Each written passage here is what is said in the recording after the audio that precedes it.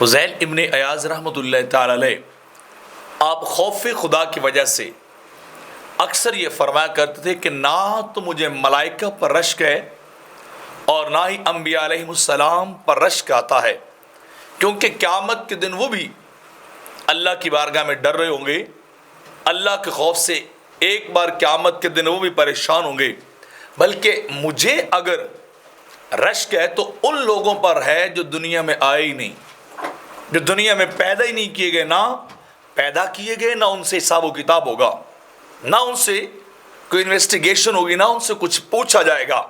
اب فرماتے میں تو ان پہ رشک کرتا ہوں جو آئے ہی نہیں ہیں، کیونکہ نہ آنا یہ بندے کے لیے بہتر ہے۔ ہویا مجھ کو ڈبویا مجھ کو ہونے نے، نہ ہوتا تو کیا ہوتا؟ ڈبویا مجھ کو ہونے نے، نہ ہوتا تو کیا ہوتا؟ کہ یہ ہونا ہی انسان کے لیے امتحان کا باعث بن گیا ہے۔ اور آپ فرماتے ہیں کہ کسی دانا آدمی نے کہا تھا کہ آخرت کا غم دنیا کے اندر اس کو خوشگوار زندگی گزارنے سے منع کرتا ہے، رنگا رنگ کی چیزیں، انواع اقسام کے کھانے سے آخرت کا غم اسے روک دیتا ہے، اور بندے پر خوف الہی اسے گناہوں سے باز رکھتا ہے۔ اللہ کا ڈر انسان کو گناہوں سے بچاتا ہے، گناہوں سے محفوظ رکھتا ہے کہ اس کے دل میں اللہ کا خوف آ جائے تو وہ ڈرتا ہے، اگر گناہ کروں گا تو کل جا کے مجھے حساب و کتاب دینا پڑے گا، تو وہ ڈرتا رہتا ہے اس بات سے۔ اور فرمایا کہ امید بندے کو اللہ کی بارگاہ سے بخشش کی امید، جہنم سے آزادی کی امید، اللہ کی رحمت اور مغفرت کی امید انسان کو بندگی پر استحکام بخشتی ہے۔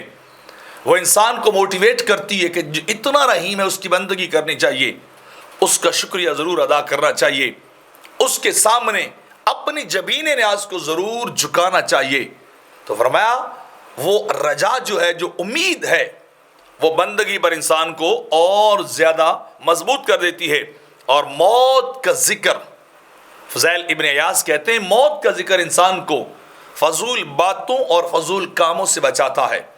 موت کا ڈر، فنا ہو جانے کا خوف، دنیا کو چھوڑ جانے کا غم، دنیا سے چلے جانے کا غم اور خوف، یہ انسان کو فضول باتوں سے روک دیتا ہے۔ انسان پھر کیا کرتا ہے؟ جب موت سامنے ہوتی ہے تو بے مقصد کام نہیں کرتا، با مقصد کام کرتا ہے، اپنی زندگی کے مقصد کو پانے کی کوشش کرتا ہے۔ اور وہ زندگی کا مقصد کیا ہے؟